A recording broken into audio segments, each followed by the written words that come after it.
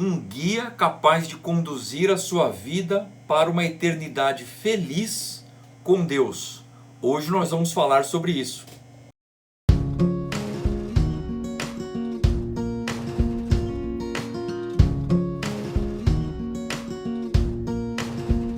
A paz do Senhor, amigos! Como vocês estão? Tudo bem? Eu espero que sim. Então você que está chegando, meu nome é Wagner Josino da Silva, eu sou pastor na Assembleia de Deus Ministério do Belém, no setor 17, cuidando ali daquela parcela do rebanho de Deus, trabalhando ao lado dos meus pastores presidentes, José Wellington Bezerra da Costa, e também pastor José Wellington Costa Júnior. Então hoje nós vamos meditar na palavra de Deus sobre a lição de número 6. Mas antes eu gostaria de pedir para você que ainda não é inscrito no canal, que você se inscreva, deixe o seu like, também o seu comentário, porque é muito importante para nós, além de ativar também o sininho com as notificações, tá certo? Hoje nós vamos estudar sobre a lição de número 6, que tem como título A Bíblia como um guia para a vida. O texto áureo da nossa lição nos mostra: lâmpada para os meus pés é a tua palavra e luz para o meu caminho, que está escrito no Salmo 119, versículo 105. Acredito que todos nós, desde a tenra idade, nós que frequentamos a igreja e a escola dominical, temos alguma familiaridade com este texto no Salmo 119. A verdade prática afirma o seguinte: a Bíblia é um guia seguro para a nossa caminhada cristã.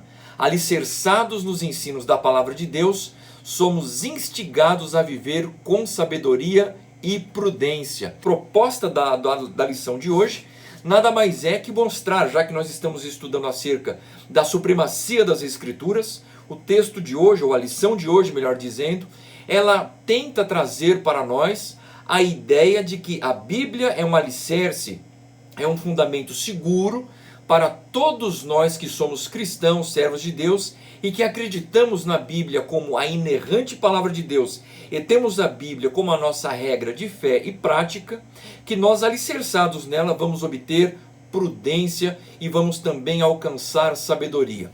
O texto da leitura que está na nossa lição está no Salmo 119, dos versículos 97 até o versículo número 105, que é inclusive o texto áureo. Eu sei que você está com a sua lição nas suas mãos. Esta pré-aula que nós estamos gravando hoje é para que você exatamente prepare a sua lição para o próximo domingo, dia 6 de fevereiro, que é quando esta lição estará sendo ministrada à sua classe e também aos seus alunos. Ainda em caráter introdutório, é importante destacar que a Bíblia, quando ela é crida e obedecida, estudada, veja bem, porque com a Bíblia Sagrada, nós somos instigados por ela a fazermos pelo menos 3 coisas. Uma delas é ler. É quando você seleciona um texto da Bíblia, ou mesmo quando você resolve ler a Bíblia de Gênesis a Apocalipse, como nós estamos inclusive fazendo no setor 17, com um grupo de mais de 300 pessoas lendo a Bíblia num período de 6 meses. Então, a primeira coisa que nós fazemos com a Bíblia é ler. A segunda coisa que nós fazemos com a Bíblia é meditar. É quando você para e reflete sobre ela. E a terceira coisa que nós também podemos fazer com a Bíblia é estudar. É quando nós vamos preparar uma aula, quando nós vamos preparar um sermão, quando nós vamos embasar um conselho que vamos dar para alguém, escrever um texto, uma matéria. Então são 3 coisas: ler, meditar e estudar. Quando você toma esta atitude e você faz isso com a Bíblia Sagrada, então você vai passar certamente a crer naquilo que ela está te dizendo. E quando você crê e você resolve obedecer o que está escrito, ela se torna então um seguro para você. Ela se torna como algo extremamente autêntico e verdadeiro para que você consiga dirigir as suas vidas. Eu me recordo, num tempo não tão distante assim, quando ainda não havia os navegadores por GPS, o Waze e até o GPS mais antigo, né, que nós tivemos há alguns anos atrás, quando aqui em São Paulo nós usávamos algo chamado O Guia. E a única coisa que nós tínhamos era um livro com centenas de páginas que mostravam as ruas da cidade, e às vezes nós tínhamos que ir de um lado para outro, tantas informações que poderiam interferir no nosso trajeto. Como é que alguém conseguia usar aquele guia? E o que nós temos hoje na Bíblia Sagrada é exatamente isso. A Bíblia é um guia, mas ela é um guia melhor do que o Waze. Então por isso que ler, estudar, guardar, ou como o próprio salmista diz neste salmo, esconder a palavra dentro do coração é indispensável. Eu diria que é uma condição sine qua non para que alguém, para que você, para que eu, para que qualquer pessoa consiga chegar ao céu e chegar lá um dia pelas portas. É um caminho que conduz a uma vida abundante. O próprio Jesus advertiu que nós deveríamos examinar as Escrituras. Está escrito em João 5, versículo número 39, que nós devemos examinar as Escrituras. Jesus disse, são elas que de mim testificam. Então não é pegar alguém que teve uma revelação ou outra a respeito de Jesus, que alguém vai aprender acerca dele. Não, senhores. Nós vamos aprender acerca de Deus, nós vamos aprender acerca da Trindade, nós vamos aprender acerca do caminho da salvação, fazendo o quê? Observando a Bíblia Sagrada. É evidente que existem bons livros de grandes escritores, de grandes pessoas com uma mente extremamente privilegiada, com grandes conhecimentos da palavra de Deus, pessoas que dominam o grego, o hebraico, mas nada como você ter a sua Bíblia em mãos e poder conferir e examinar esta escritura todos os dias, para o seu próprio benefício, para o seu maior conhecimento.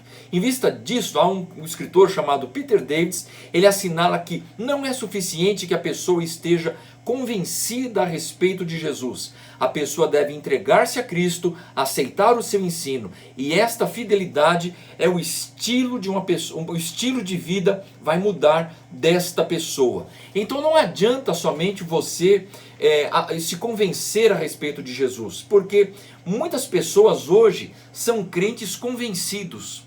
Muitas pessoas estão nas igrejas, não estou falando de nenhuma denominação em especial, mas existem pessoas que estão espalhadas por todas as denominações e até mesmo os chamados desigrejados, que eles são convencidos, eles têm convencimento, eles sabem na sua mente que Jesus é o Filho de Deus, eles acreditam que Jesus morreu e ressuscitou, ele acredita até que Jesus vai voltar um dia para buscar a sua igreja.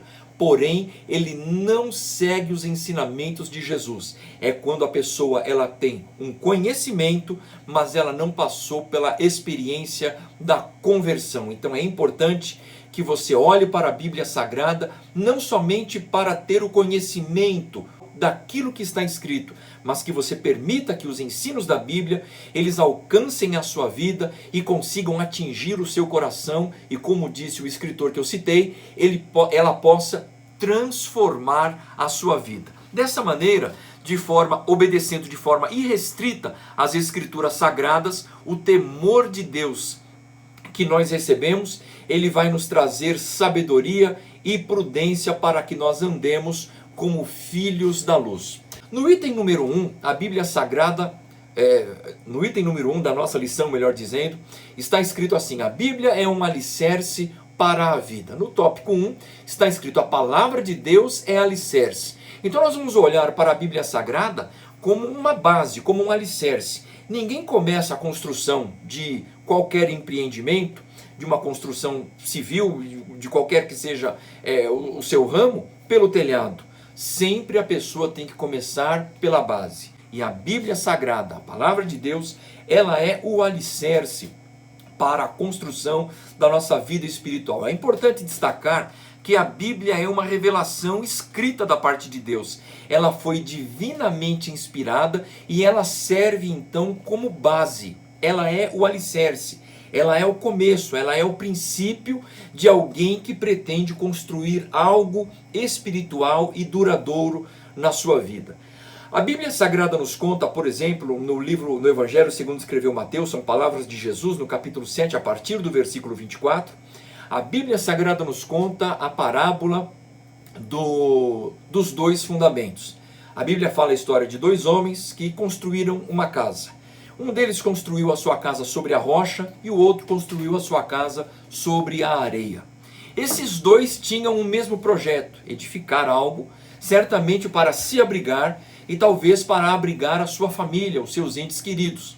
Porém, um construiu sobre a rocha e o outro construiu sobre a areia. A Bíblia Sagrada diz que veio a tempestade, que correram os rios, que veio os alagamentos, as enchentes, e aquela casa que havia sido construída sobre a rocha ela não sofreu nenhum tipo de abalo, enquanto que aquela casa que foi construída sobre a areia, quando vieram as tempestades, quando correram os rios, quando vieram os alagamentos e as enchentes, então foi grande. A Bíblia inclusive enfatiza muito bem isso, que grande foi a sua ruína e a sua destruição, mostrando que o homem que escuta os ensinamentos da Bíblia Sagrada, o homem que dá ouvidos à palavra de Deus, ele então constrói a sua casa sobre a rocha, enquanto que aquele que escuta, mas não pratica, ele constrói a sua casa sobre a areia. Agora reflita um pouco. Quem é que faz uma construção para ser destruída em pouco tempo? Ninguém. Todos constroem pensando em algo que vai durar eternamente. Então a sua casa espiritual, fala da sua vida espiritual, indica que deve ser construída para durar eternamente. Você quer que a sua vida espiritual ela dure eternamente? É muito simples, meu amigo.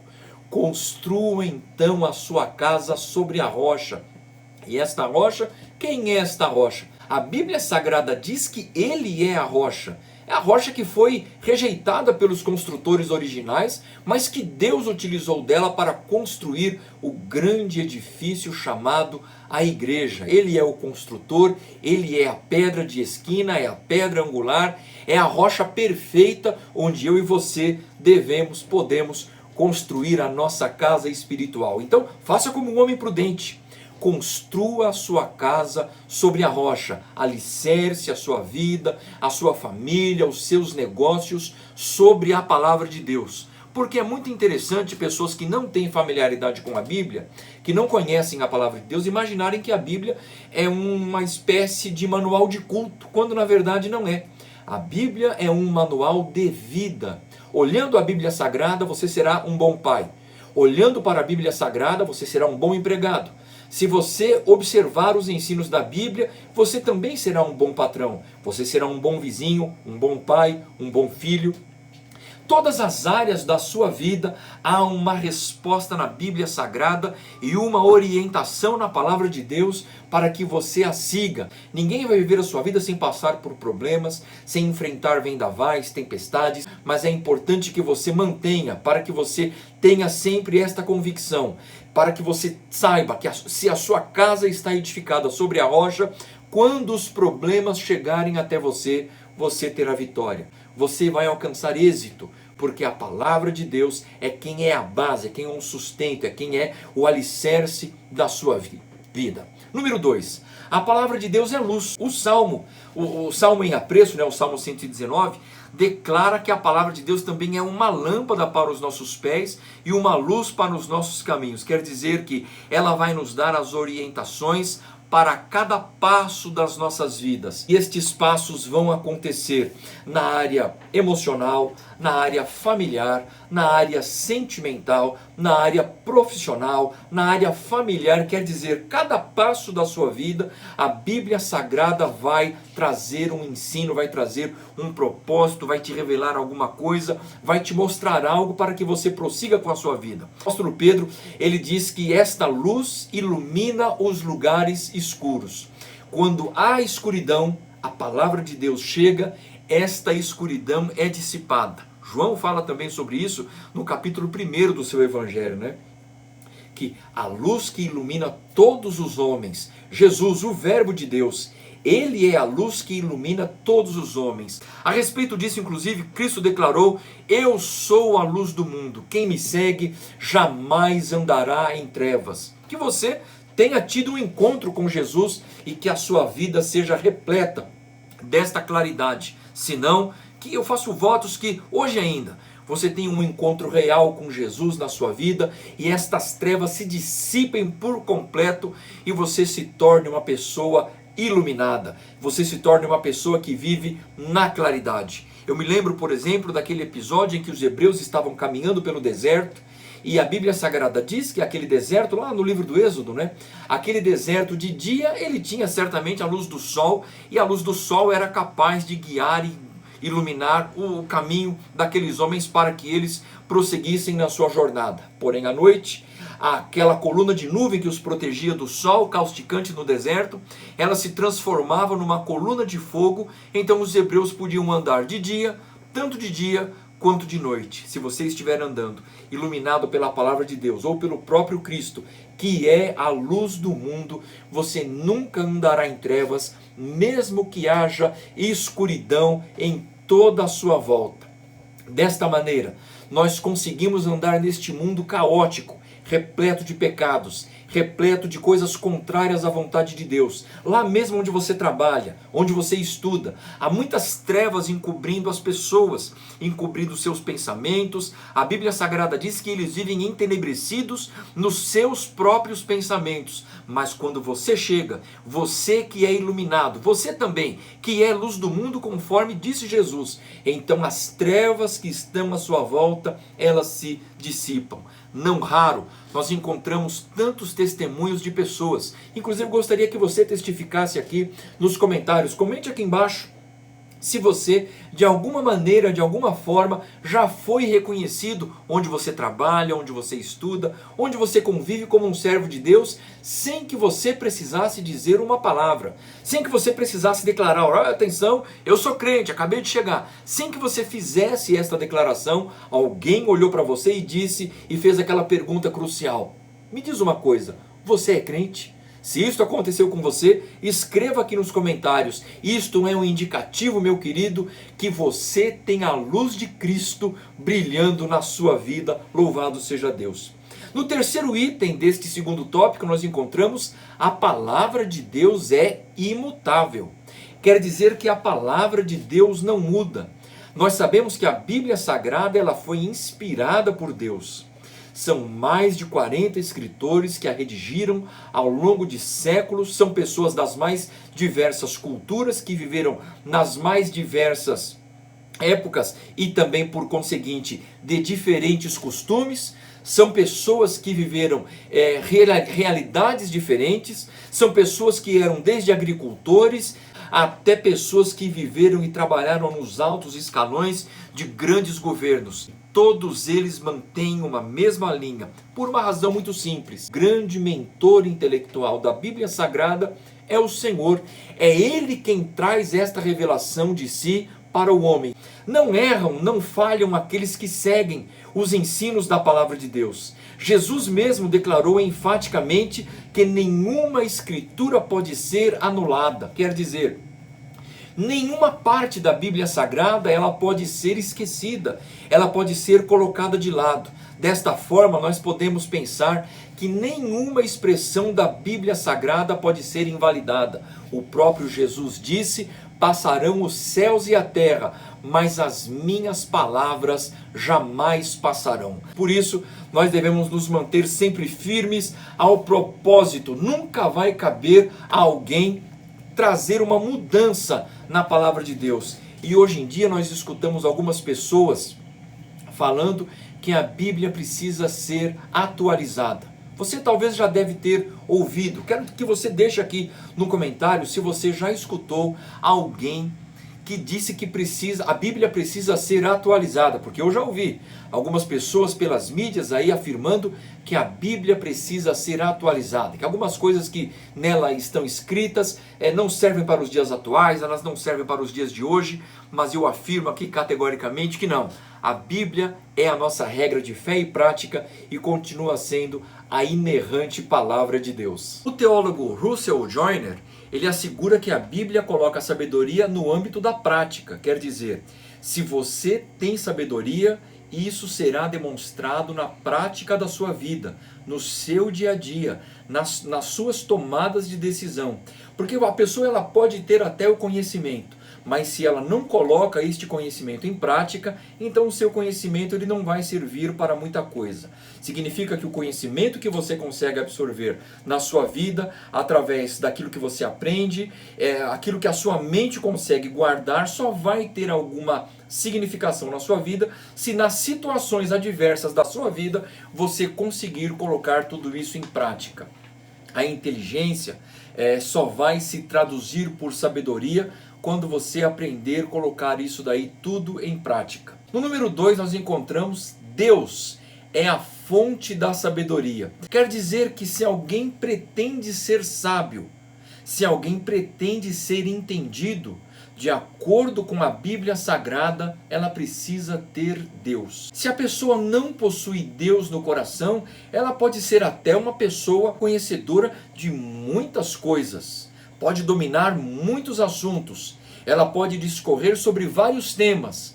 Mas ela não poderá ser considerada, de acordo com a Bíblia, uma pessoa sábia. Porque Deus é a fonte. Sabedoria brota, ela tem o seu início em Deus. Foi por isso que Daniel disse, no capítulo 2, versículo 20, que dele, de Deus, são a sabedoria e a força. Ele é a única e genuína fonte de sabedoria. Nesse entendimento, olhando para este lado, todas as obras de Deus, disse o escritor Charles Hodge, todas as obras de Deus declaram a sua sabedoria. As coisas que Deus faz, as obras que Deus realiza, declaram que Deus, ele é sábio. O homem tenta entender, ele tenta chegar, ele tenta compreender, mas Deus já sabe de tudo. Ele é onisciente, quer dizer, ele conhece todas as coisas. E nós nos tornamos pessoas sábias segundo este propósito, segundo a expressão desse consentimento de Deus, quer dizer, de acordo com o seu beneplácito, então nós alcançamos sabedoria e nos tornamos pessoas sábias. Por meio desta graça, por meio deste propósito de Deus, esta sabedoria e discernimento de Deus transbordam em nossas vidas. Quer dizer, todos os que vivem de acordo com os preceitos da palavra de Deus são considerados sábios. E aqueles que, mesmo que sejam extremamente inteligentes, se eles não vivem de acordo com a Bíblia Sagrada, se eles não abriram o seu coração para Jesus, infelizmente eles são apenas pessoas extremamente inteligentes, porém não sábios. No número 3, nós encontramos o temor do Senhor como sendo o princípio da sabedoria. E este aqui é aquele versículo que nós conhecemos, desde criança, que o temor do Senhor é o princípio da sabedoria. É quando alguém se julga sábio, quando alguém se julga inteligente, ou quando alguém se julga entendido, a pessoa precisa primeiramente se perguntar se ela é temente a Deus. Se ela é temente a Deus, então ela já deu o primeiro passo no sentido e na direção de se tornar uma pessoa sábia. O dicionário bíblico Wycliffe, ele apresenta o seguinte conceito para a palavra temor. O temor santo, ele significa ter grande temor ou respeito pela majestade e santidade de Deus. Ser uma pessoa temente a Deus não significa que a pessoa tem pânico, que a pessoa tem fobia de Deus, absolutamente. Mostra apenas que a pessoa o reverencia. Temor a Deus é o ponto de partida para iniciar o verdadeiro entendimento, para que a pessoa tenha um sábio proceder. Se este conhecimento trouxer a ela o temor necessário para que ela viva a sua vida reta e piamente diante de Deus. Muito bem, no número 4 nós vamos encontrar os benefícios da sabedoria. Quer dizer, se a Bíblia lá em Provérbios nos ensina que nós devemos adquirir sabedoria, tem um versículo lá no capítulo número 4 de Provérbios que diz que nós devemos investir o nosso dinheiro, o nosso recurso, a nossa fazenda, conforme está escrito lá na versão corrigida de Almeida. Você deve investir em conhecimento, você deve procurar adquirir conhecimento. Então quer dizer, você que está até este ponto aprendendo esta lição, mostra que você está investindo o seu tempo em conhecimento. Você está assistindo esta pré-aula para você ministrar uma aula ou para você se preparar para a aula, caso você seja aluno da escola dominical, para você se preparar para o próximo domingo, dia 6 de fevereiro, que é quando esta aula será ministrada, aí na classe de escola dominical da sua congregação. Quer dizer, se você chegou até este ponto, indica que você está investindo. E quando você adquire sabedoria, a Bíblia Sagrada mesmo, ela nos afirma que nós vamos ter alguns benefícios por nós aprendermos a palavra de Deus. Esta afirmação de que você deve meditar pensar a respeito da palavra de Deus, o próprio salmista ele mostra um profundo amor pela lei de Deus e ele faz esta declaração no Salmo número 119. Ele fala exatamente como nós devemos nos comportar e nos portar. E desta forma nós vamos adquirir conhecimento e este conhecimento vai nos trazer alguns resultados. Por exemplo, o salmista ele diz que ele se tornou mais sábio que os seus inimigos. Guardar a palavra fez dele mais entendido do que os seus inimigos. Fez ele também mais entendido que os seus mestres. Fez ele também mais prudente que os anciãos, até mesmo que pessoas mais velhas que ele. A observância da palavra de Deus fez com que ele se tornasse uma pessoa mais sábia, mais inteligente. Além disso, Salomão assegura que a pessoa tinha muitos outros benefícios, conforme está na nossa lição.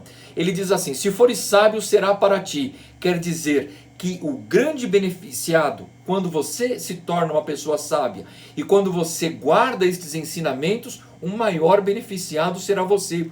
É evidente que as pessoas que estão à sua volta também serão, mas você será a pessoa mais beneficiada por guardar este conhecimento dentro do seu coração. Deste modo, aquele que teme ao Senhor vai desfrutar desses benefícios da sabedoria, dentre os quais o nosso escritor ele diz: acumulará conhecimento para usar na ocasião certa.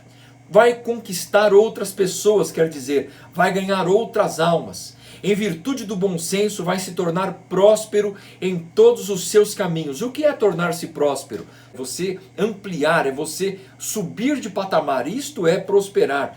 Não somente isso, mas você também vai saber controlar os seus impulsos e você também vai adquirir domínio próprio. Em vista disso, a Escritura mostra com frequência que nós devemos empregar todos os nossos esforços para nós adquirirmos conhecimento.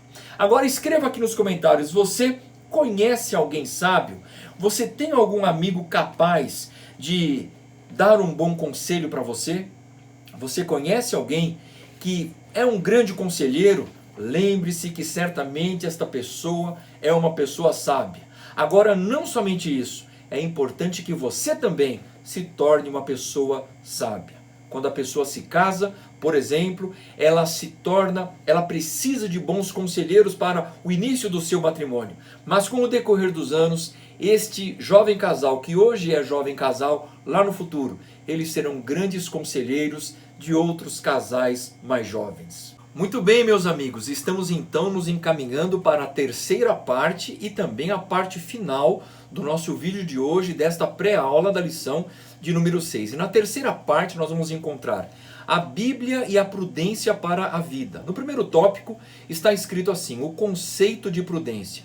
De acordo com o dicionário bíblico Wycliffe, nós encontramos o termo arum, o termo hebraico arum, que é usado no sentido positivo para identificar uma pessoa sensata. E lá em Provérbios 14:8 está escrito: a sabedoria do prudente é entender o seu caminho. Também está escrito: o prudente atenta para os seus passos. E por fim, os prudentes se coroarão de conhecimento. Aquele que observa a repreensão, prudentemente se conduzirá. Desta maneira, o dicionário ele mostra uma expressão positiva para alguém que é prudente ou para o exercício da prudência.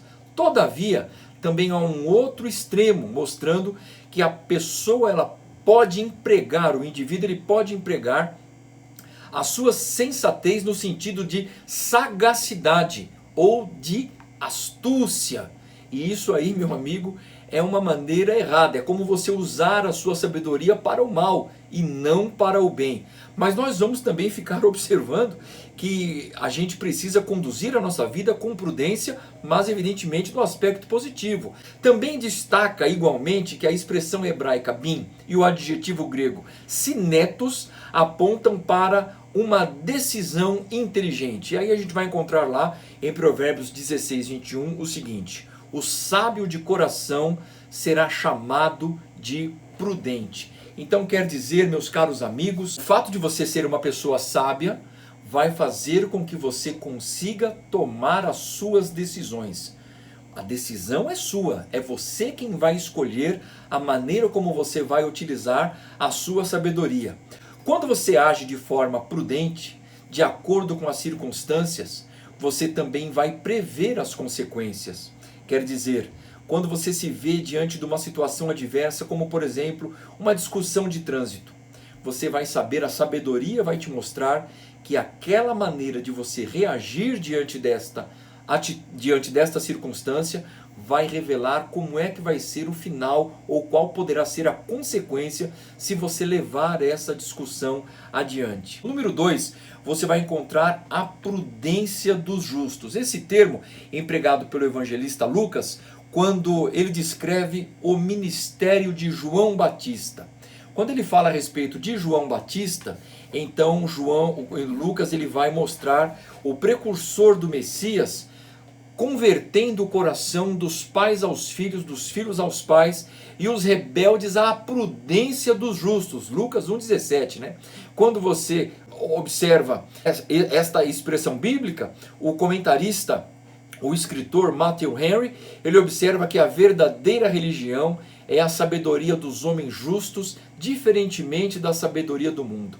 Aqueles que experimentam o novo nascimento, eles criam dentro de si, eles desenvolvem um caráter e passam a viver de uma forma que a sua conduta é considerada por aqueles que estão à sua volta uma boa conduta. É a chamada conduta dos justos. Daí, nesse sentido, observando por esse lado, a mensagem da salvação de Cristo, ela não apenas restaura o pecador, mas ela também é capaz de fazer com que este pecador arrependido, ele viva a sua vida de uma forma inteligente, de uma forma sábia. É por isso que em Provérbios 4,18 está escrito que a vereda dos justos, ela é como a luz da aurora, quer dizer, ela vai brilhando mais e mais até se tornar dia perfeito. Quer dizer que a luz que ilumina o nosso caminho é uma estrada, é um caminho que nós temos que trilhar, é a palavra de Deus, é o próprio Cristo. E avançar neste caminho vai fazer com que nós alcancemos cada vez mais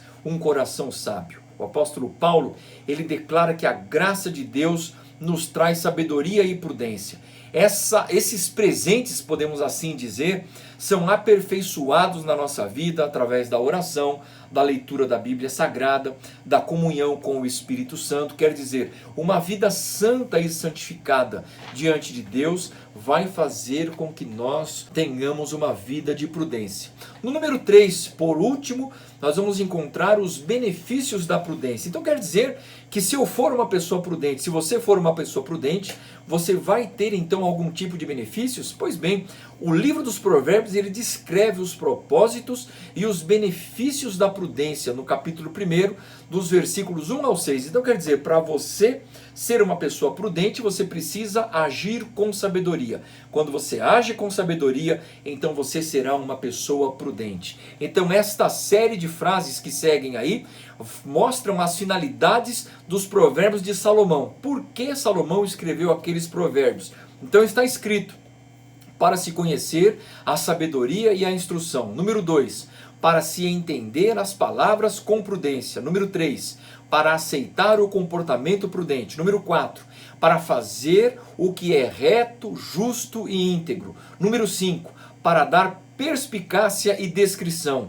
E número 6, para o sábio aumentar o aprendizado. Número 7, para o criterioso adquirir orientação. E número 8, para entender um provérbio e os ditos dos sábios. Então este aqui são os benefícios, né? Por isso que Salomão escreveu, e para que você se torne uma pessoa sábia. E é interessante a gente observar, o livro de Provérbios de Salomão, ele possui 31 capítulos, quer dizer, tem um capítulo para cada dia dos meses.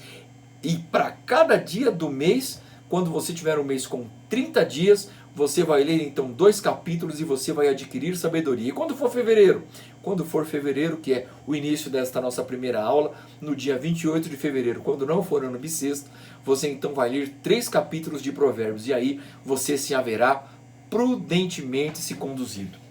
Para você alcançar essas metas, o livro apresenta instruções éticas. E o que é uma instrução ética?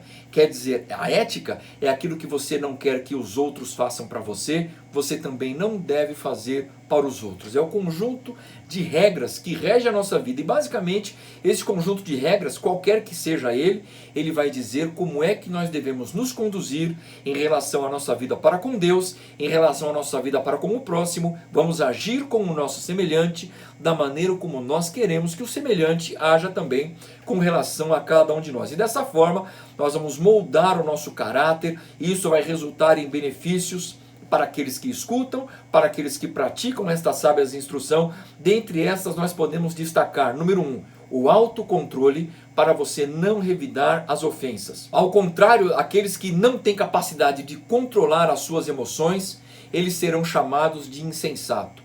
Outro proveito da prudência é a postura de humildade para não exibir conhecimento.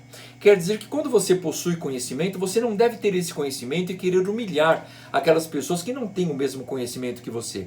O conhecimento que Deus te deu, que você adquiriu através dos livros, que você obteve na faculdade, que você alcançou através da sua vida, deve ser compartilhado para fazer com que as outras pessoas sejam também igualmente sábias e se tornem sábias como você. E não você ter o conhecimento para querer humilhar A, B ou C. Pelo contrário, você deve fazer isso daí para que para que as pessoas que te cercam, que te rodeiam, elas sejam também abençoadas através do seu conhecimento. A Bíblia Sagrada também nos mostra que quando você é prudente, você também favorece a correta tomada de decisões. A pessoa prudente ainda pensa antes de agir para não ser influenciada, quer dizer, é não agir por impulso, é não agir por algo que você escutou, mas agir com prudência é parar, refletir, pensar. É como colocar um freio entre o seu cérebro e a sua boca. Um freio, uma parada, uma lombada, para que você reflita antes de dizer alguma coisa, de falar algo que vai trazer transtorno para as pessoas que te escutam.